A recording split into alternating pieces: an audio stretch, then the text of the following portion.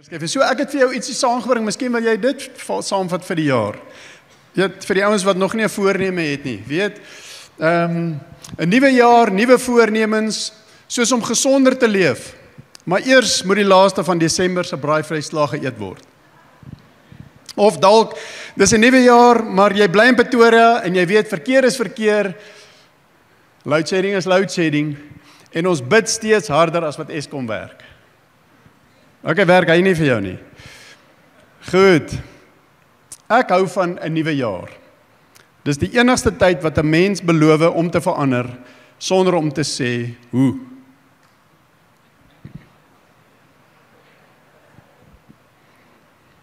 Was daarom vir Eugene iets? Jy weet, dis dalk hoekom ons nuwejaarsvoornemens en 'n goeie voorneme nie noodwendig 'n lewenstylverandering in my en jou lewe bring nie.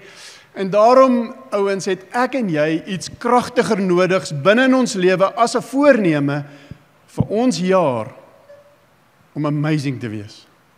En vanoggend as ek met jou kom gesels, wil ek jou die vraag vra: hoe sal dit lyk as die Here die primêre invloed in jou lewe is? Hoe sal jou jaar lyk as God die primêre invloed van jou jaar is in 2026?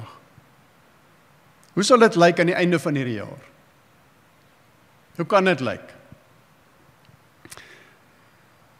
In Matteus 11 vers 28 kom gesels Jesus met ons en ek lees vir jou in Engels en hy kom nooi ons uit wanneer hy sê, "Are you tired, worn out, burnt out on religion?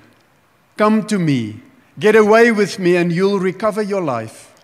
I'll show you how to take a real rest. Walk with me and work with me. Watch how I do it. Learn the unforced rhythms of grace. I won't lay anything heavy or ill-fitting on you. Keep company with me and you'll learn to live freely and lightly." Ek weet nie van jou nie, maar die woord is vir my amazing. Wanneer ek sulke woorde lees, is daar iets wat net opstaan binne in my, wanneer ek sien dat Jesus self kom gee hierdie woorde, en ek net vir 'n oomblik stil staan wanneer ek die woord lees, en ek weet nie hoe jy die woord lees nie, maar wanneer ek die woord lees en ek lees so iets, dan kan ek net so myself arresteer. Dit beteken stop, en net sê, Here, ek wil dit net weer hoor, sê dit net weer vir my, en dan sê die Here, kom na my toe. Hy nooi ons letterlik, kom na my toe. Want dit is wat hier staan. Jesus nooi ons uit en dan kom gee Jesus saam met hierdie uitnodiging, kom gee hy vir ons 'n belofte. Dis 'n belofte wat hy gee. Hy sê, kom saam met my en hy sê vir ons die volgende, hy sê, jy gaan jou lewe terugkry. Hy sê, jy gaan jou asem terugkry. Hy sê, jy gaan regtig rus kry. Die tipe rus wat 'n vakansie nie vir jou kan gee nie. Daai tipe rus is die uitnodiging wat die Here vir ons kom gee. En in hierdie stuk sien ons dat die Here nooi ons, want hy wil vir ons iets kom wys. Hy wil vir ons iets kom leer. En in hierdie gedeelte, Eugene Peterson se Message vertaling sê dit vir ons so. Hy wil vir ons die ongeforseerde ritmes van genade kom leer. The unforced rhythms of grace. Jy weet, grace het soveel meer net vir ons kom doen as om ons te red. Dit het iets vir ons kom gee en Jesus wil vir ons kom leer uit hierdie gedeelte uit. Ons het begin in hierdie reeks met 4 ritmes wat ons graag oor gesels. Eerste is die ritme van rus, tweede tyd, oor die woord en volgende week sal ons gesels oor gebed. Dis kom die 11de het daarom iets wat kom. En die 18de is ons nuwe reeks. Ons het gesien deur rus dat God se genade bemagtig my en jou om vanuit rus te leef elke dag. Dit is so belangrik dat ek en jy sal rus in elke spasie van ons lewe. Dat ons sal fisies, emosioneel, geestelik, sosiaal en emosioneel sal rus in ons lewe en dat ons dit sal prioriseer en gaan luister gerus as jy nie hier was daai Sondag nie. En dan het Eugene verlede week vir ons iets so belangriks kom deel rondom 'n ritme van tyd in ons lewe. En dis dat ek en jy moet in ons lewe kantlyn spasie skep. Dat ons daai spasies in ons lewe sal skep, waar ons God kan kom toelaat om in ons lewe te kom werk. Spasie vir die woord, spasie vir gebed. En vanoggend kom ek en ek gesels met jou oor die ritme van die woord. Jy sien, ek en jy, wanneer ons vir God spasie in ons lewe gee, dan laat ons hom toe om deel van ons lewe te word en ons kom vervleg hom in ons lewe in. Kom ons kyk vanoggend na die Bybel. Jy weet dat die Bybel is die mees invloedrykste boek wat daar geskryf is. Wie van julle het 'n Bybel? Ek is baie bly. Wie van julle het meer as 1 Bybels? 2? Net hulle sê dat die gemiddelde gesin het so iets tussen, in Suid-Afrika die gemiddelde gesin tussen 1 en 3 Bybels. Christene. Nie algemeen nie. Christene, 1 tot 3 Bybels. Ons het baie Bybels. In Amerika is dit 5+ per gesin. Maar hierdie Bybel wat ons het, is so amazing boek.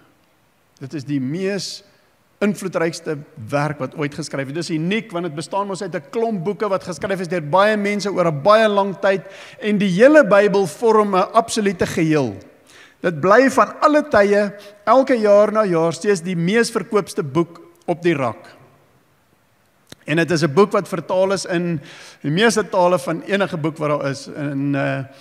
In Afrikaans is dit vertaal, ek weet nie hoeveel Bybels of julle weet hoeveel Bybels is daar in Afrikaans nie. Al 7. En in ander tale is daar al 750 tot 800 vertalings van die Bybel. En in die Nuwe Testament alleen is daar 1700+. Is ongelooflike, as jy dink aan boeke, is dit die boek van alle tye. By verre.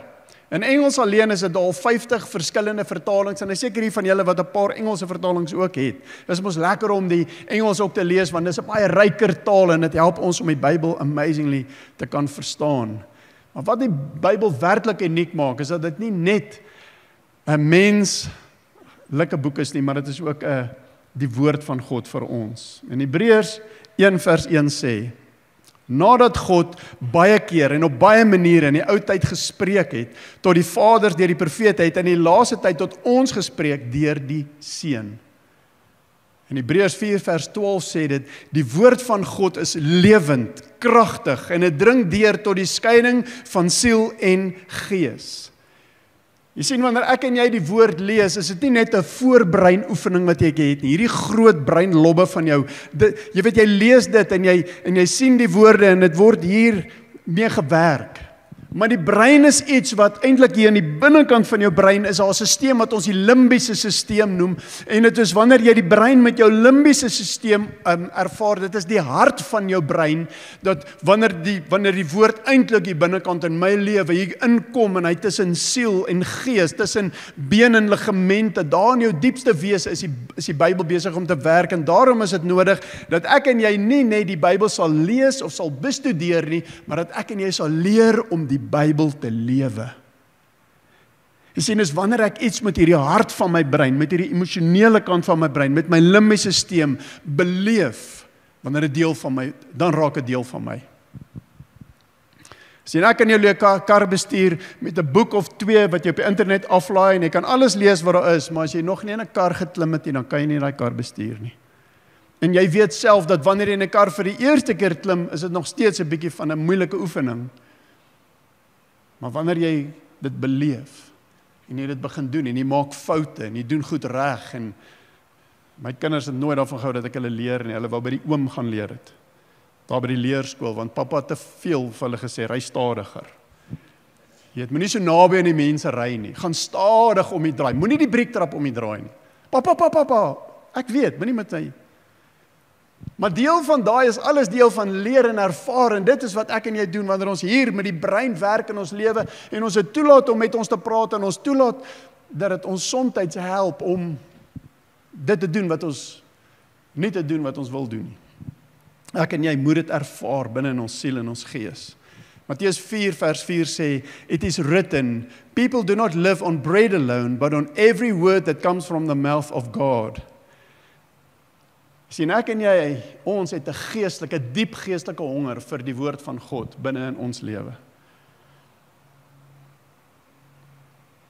Ons kyk bietjie net na wat is die doel van my lewe. Ek wil vanoggend met jou spesifiek gesels, wat is die doel van die Bybel in my lewe? Sien, die Bybel is die woord van God wat ek lees, maar die Bybel is waar ek Jesus kan sien.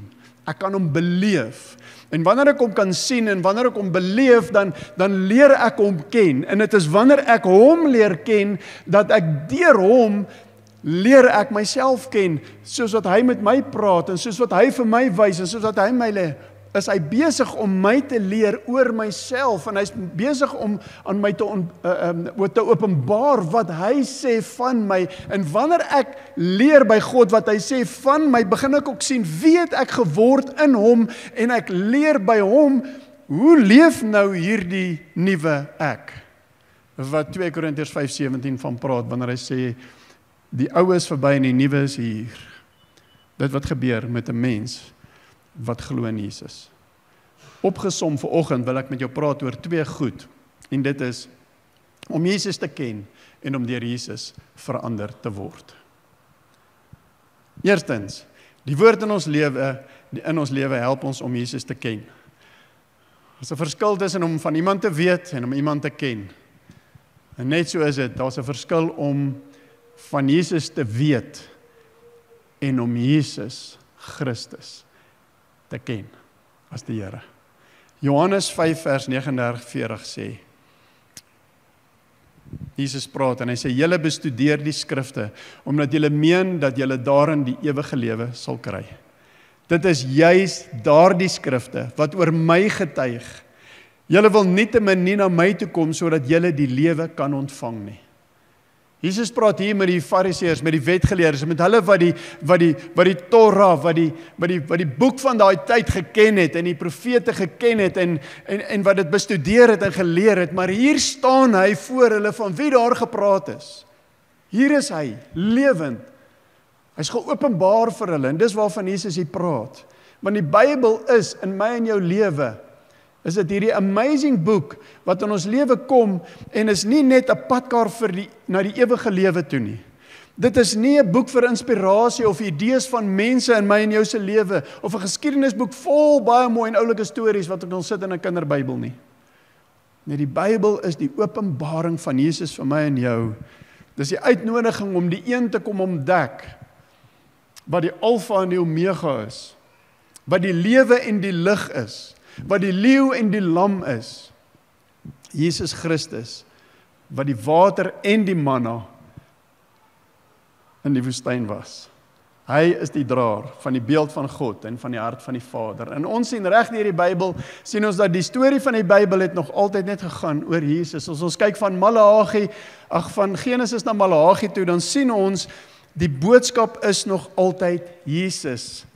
Jy sien in Genesis sien ons dat hy is die beter Adam, die beter Moses, die ware Josef binne in ons lewe. Hy is in Exodus die ware paaslam wat vir ons geslag is. Hy is in Levitikus die groot priester, hy is in Numeri, is hy die verhoogde slang wat genees. In Deuteronomium is hy die ware profeet. In Joshua is hy die beter Josua, wat baie kinders van God in die heerlikheid inlei. In Rigters is hy die regverdige regter. In Rut is hy ons losser. In 1 en 2 Samuel die groter koning en in Konings en Kronieke is hy die getroue koning. In Psalms is hy ons herder en hy is ons skuilplek. In Spreuke is hy die wysheid van God en in Prediker is hy die betekenis bo sinloosheid vir my en jou. In Hooglied is hy ons getroue bruidegom. In Jesaja die lydende knegg, en Jeremia die heilende profeet, en Esegiel die seun van die mens wat kom en ewig regeer, en wie se koninkryk vir ewig sal wees. In Daniël is hy die man in die vuur. In Hosea is hy die getroue man, al is ek en jy somtyds ontrou. In Jona is hy die ware Jona wat vir 3 dae en 3 nagte in die graf was vir ons. En in Maleagi is hy die seun van geregtigheid, die een wat die boodskap bring van my en jou van die Nuwe Testament. En die Bybel is die openbaring van Jesus vir my en vir jou. Maar die ontdekking van Jesus is net die begin vir my en jou wanneer ons kyk na die woord. Dis wanneer ek en jy die woord vat en ons kom en ons vervleg hierdie waarheid oor wie Jesus is en ons ontdek hom in die woord, in elke boek, in elke hoofstuk, in elke vers, ontdek ons hierdie een wat vir my en jou gekom het. Maar dit is net die begin, want wanneer ek en jy die woord vat, jy weet, daar's hierdie stelling wat kom eintlik uit 'n baie ou stelling wat iemand gemaak het, ek kan nie onthou, dit was een van die geestelike vaders wat dit gesê het. Ek dink dit was John Bunyan, maar dit was een van daai geestelike vaders wat gesê het, in Afrikaans sê dit, as jy die woord vat die woord jou. En dit is wanneer die woord my en jou vat, wat gebeur is eintlik dat terwyl ek en jy die woord lees, wanneer ons die woord in ons lewe prioriseer en ons gebruik hierdie woord om te ontdek wat is dit wat God vir my sê, dan is die woord besig om my te lees. Dis nie net ek wat die woord lees nie, die woord kom lees my lewe. En wanneer die woord my lewe kom lees, dan kom ek op 'n plek waar ek nie net Jesus leer ken nie, maar Jesus kom en hy kom verander my lewe. En dit is wat die woord eintlik in my lewe te kom doen, om my te verander en te word soos Jesus. In 2 Timoteus 3 vers 16 skryf Paulus, hy sê, die hele skrif is deur God geïnspireer en is nuttig om ons te onderrig, die verkeerde te weerlê, om te reg te wys, en om die regte leefstyl by ons te kweek. Dit is God se manier om sy mense voor te berei vir hulle taak, ten volle toegerus vir elke goeie ding wat hy wil hê hulle moet doen. Ek hou so van hierdie skrif wat vir my kom help om te verstaan wat die woord eintlik in my lewe doen. Hoe die woord my kom leer, hoe die woord my kom reghelp, hoe die woord kom goed in my kweek wat God se wil is. En wat God my kom eintlik voorberei. Jy sien, die hele skrif is deur God ingegee, en is God wat kom en hy kom praat met my en met jou. Hy kom help ons om deur hierdie woorde, wat hy geskryf het deur so baie mense, het ons 40 outeurs die Bybel geskryf, geïnspireer deur die Heilige Gees. En het is amazing hoe hulle geskryf het oor 1500 jaar, en elkeen van hierdie boeke, wanneer dit by mekaar sit, weerspreek nie een die ander een nie.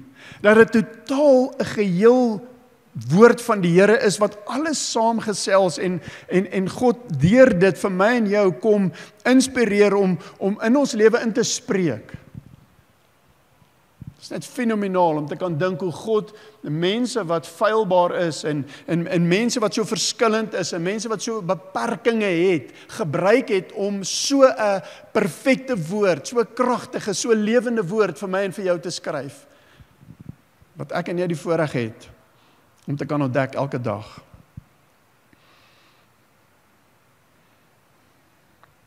Wanneer ek en jy 'n gereelde ritme van die woord in ons lewe kry, dan kom die Here en hy kom vervleg sy wil met ons lewe. Hy kom vervleg met ons sy hart en hy bring vir ons hierdie lewende water wat ons help om te kan groei. En hy kom, ek so gehou van die beeld wat Susan vanoggend met ons gedeel het, hy kom snoei my. En die woord in my lewe wat my kom snoei, kom help my natuurlik ook om meer te kan groei en meer te kan vrug dra. Om meer te kan lewe in God se plan vir my lewe elke dag. Want op die einde van die dag is God die outeur van my en jou lewe. En wanneer ek en jy die woord van God vat, dan laat ons God toe om te kom en my te vat op hierdie reis saam met hom, waar ek leer, hoe wil God hê, moet ek leef. It's amazing hoe die woord my kom help.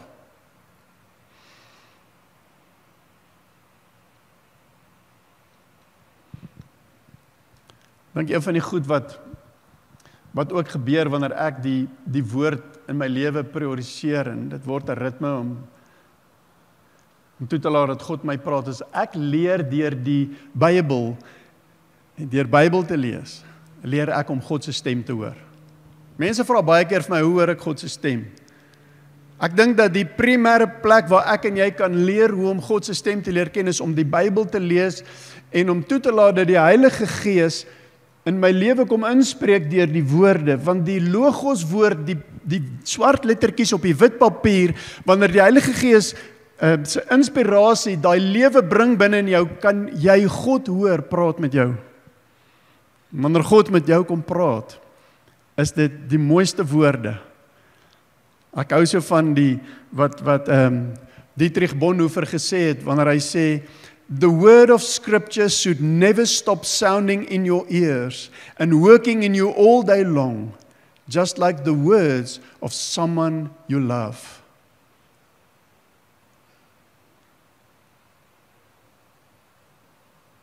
Is dit nie die lekkerste ding om in die oggend voordat jou kinders skool toe gaan, vir hulle iets te sê, al is dit net, tata, koop jy 'n lekker dag.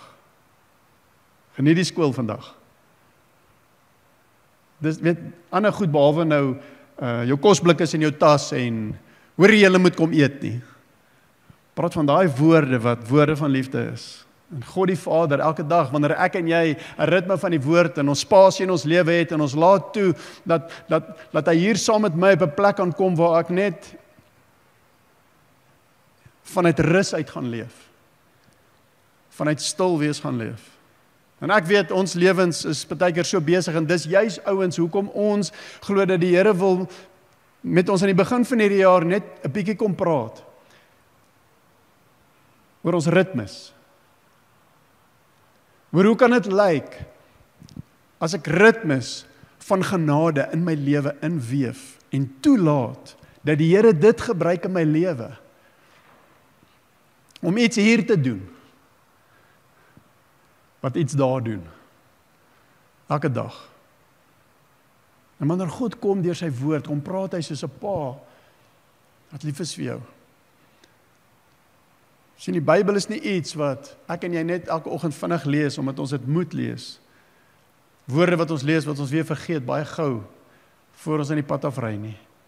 Die Bybel wat ek lees elke dag, is die woord van God, wat ek saam met my vat, en ek dra dit, en ek dink daaroor. Ek mediteer daaroor. Ek vra God daaroor. Ek laat hom toe om met my te praat daaroor. Ek laat hom toe om met my meer te wys daaroor.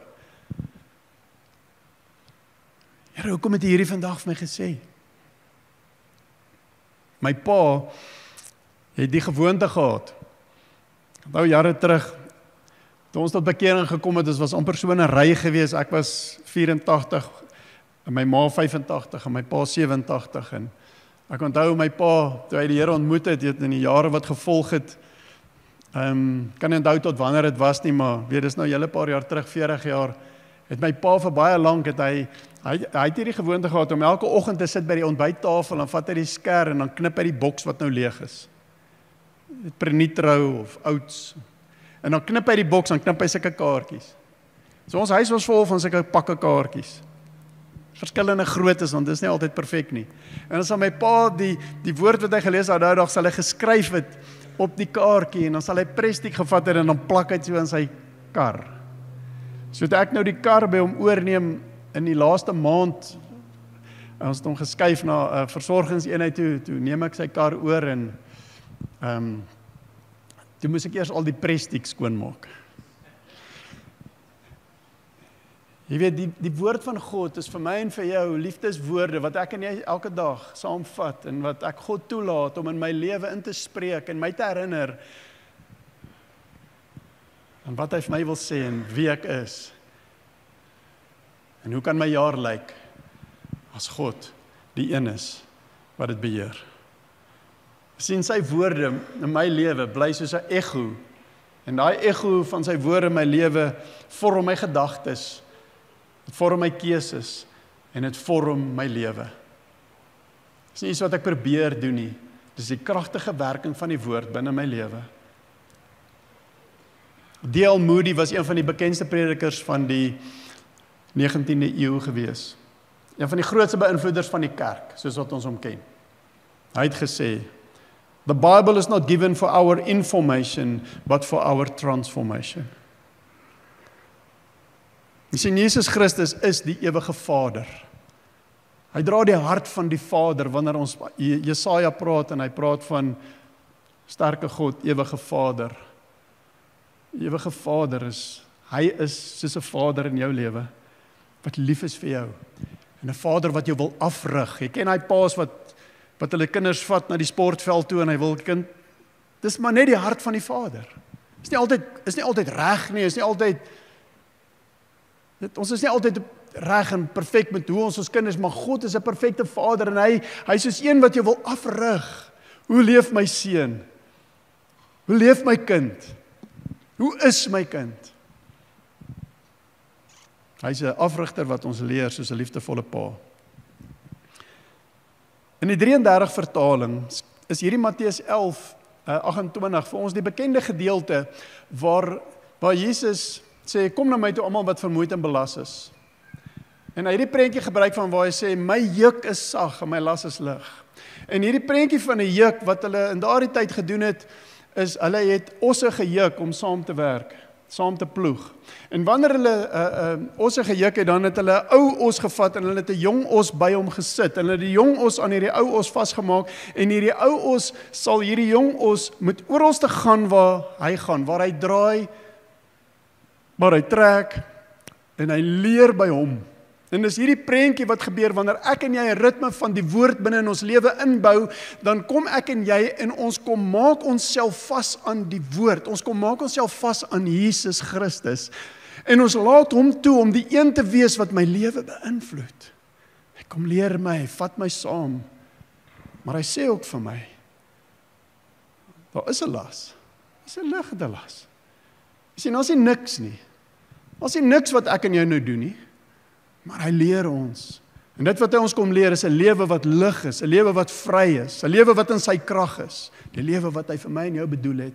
Nie die lewe wat die wêreld of mense en die verwagtinge wat jy van jouself het op jou wil kom sit nie. Hy wil hê jy moet kom lewe uit sy ritmes uit. 'n Ritmes wat kom uit die genade van God uit. Rick Warren het gesê, reading the Bible generates life. It produces change, it heals hurts, it builds character, it transforms circumstances, it imparts joy, it overcomes adversity, it defeats temptation, it infuses hope, it releases power, and it cleanses the mind. Deur die woord van God word my en jou lewe gevorm vir impak. God se koninkryk. Ek wil eindig met 'n storie, die storie van John Bunyan. Hy het gelewe, in die musiekspan kan opkom, hy het gelewe in die middel van die 17de eeu. John Bunyan was 'n baie eenvoudige mens gewees. Hy was nie 'n geleerde ou nie, hy was glad nie akademikus, hy was universiteit, hy het nie eers skoolbehoorde klaar gemaak nie. En hy het gepreek. Maar die werk wat hy gedoen is, hy was 'n blikslaer. Hy was iemand gewees wat potte en panne reggemaak het. En hy het baie gepreek en hy is in die tronk gegooi daarvoor. Want hy wou nie ophou nie. En hy was vir baie jare, 12 jaar was hy in die tronk gewees. En hy het net hierdie een ding gehad in die tronk. En dit was 'n Bybel. En John Bunyan sê dat, hy was 'n man gewees wat, hy het 'n baie die mekaar lewe gehad, en hy het al hierdie skuldgevoelens gehad, en hy het skuld ook gehad, en hy het 'n kop gehad wat geweldig onrustig was, en hy het met baie vrees in sy lewe gesit.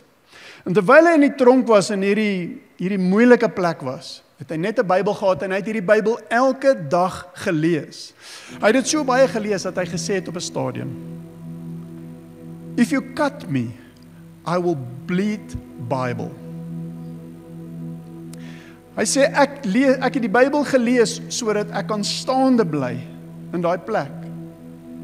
Jy weet, dat ek my kop net kan, en hy sê dat hierdie Bybel het sy gedagtes gevorm. Hierdie Bybel het alle vrees weggevat.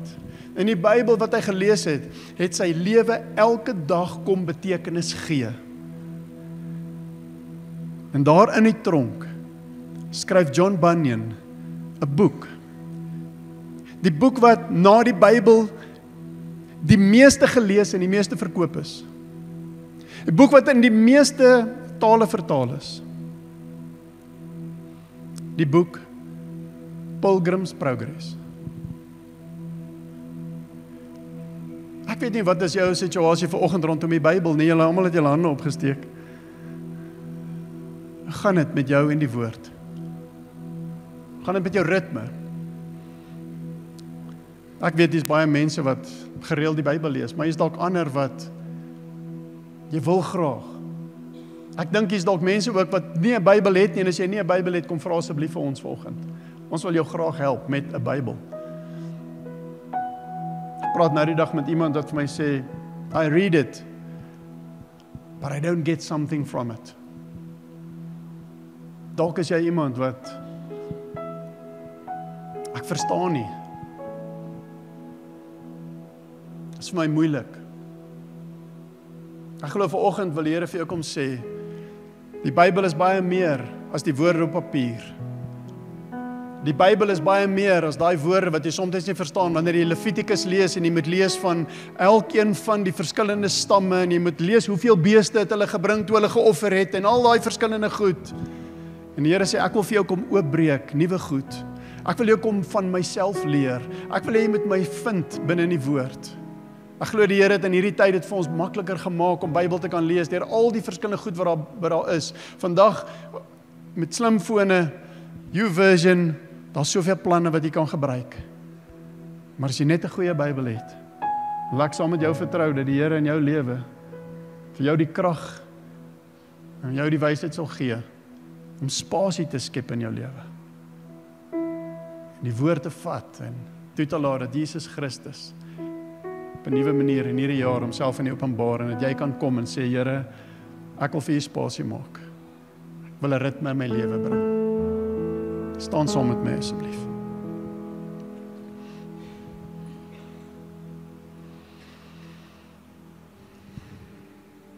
Ek wil net saam met jou bid. Here, ek wil net vanoggend vir U dankie sê vir U woord. U kosbare, lewende woord. Here, dankie vir U waarheid in ons lewe. Here, dankie dat ons die voorreg het in 'n tyd soos waarin ons leef, waar ons soveel Bybels kan hê. Maar Here, ons begeerte vanoggend is as 'n kampus, dat U woord lewend sal wees in ons elkeen se hart. En dat ons Jesus sal ken. En dat ons elkeen sal toelaat dat Jesus Christus my lewe kom vorm deur sy woord. En as dit vanoggend jou begeerte is dit 'n gesprek tussen jou en die Here, waar jy net sê, Here, hier is ek. Here, ek wil kom toelaat in hierdie jaar, dat U woord 'n ritme sal wees, sal vleg in my lewe. En dat jy elke dag, as my Papa Vader, met my kom praat. As dit jou begeerte is, dalk wil jy net vanoggend sê, Amen. Dankie Jesus. Ons loof U. Ons prys U, Here. Vanoggend is ons hier ook om saam die nagmaal te gebruik, en nagmaal is so 'n beautiful prentjie wat vir ons net iets kom wys uit die woord uit, iets van die waarheid, van dat Jesus is die ware offerlam wat geslag is vir my en vir jou, wie se bloed gevloei het, sodat ek en jy 'n nuwe verbond kan inwees saam met God. Dat ek en jy in 'n verhouding met die Here kan wees. Dat daar niks tussen my en hom is nie. Dit vier ons vanoggend as ons die nagmaal vier. Dat ek kan sê, dankie Here, dat ek so naby, so intiem U binne in my kan hê en ek en U kan wees. Dankie vir U bloed wat vir my gevloei het. Prentjie wat ons sien in die woord rondom die brood. Daar's soveel prentjies van die brood regdeur wat begin het daar by die manna. Maar Jesus is die ware brood wat uit die hemel kom, wat vir elkeen kom lewe gee. En vanoggend as jy die brood vat, en net dankie sê vir die Here vir die lewe wat jy het in hom. Lewe vir 'n nuwe jaar, 'n lewe saam met hom, 'n lewe saam met jou gesin, 'n lewe om 'n impak te maak, en waar jy toelaat dat hy kom, en dat hy sal die groot invloed in jou lewe wees, die lewende woord, die ware brood in jou lewe. Ek nooi om vanoggend te kom en die nagmaal te kon gebruik, as jy 'n gelowige is, en as jy welkom te gebruik vanoggend, En as jy dalk voel, maar ek wil net eers iets regmaak, gebruik dalk 'n oomblik, praat met die Here. Maar kom ons gebruik die nagmaal saam. Kom ons vier dit. Dankie.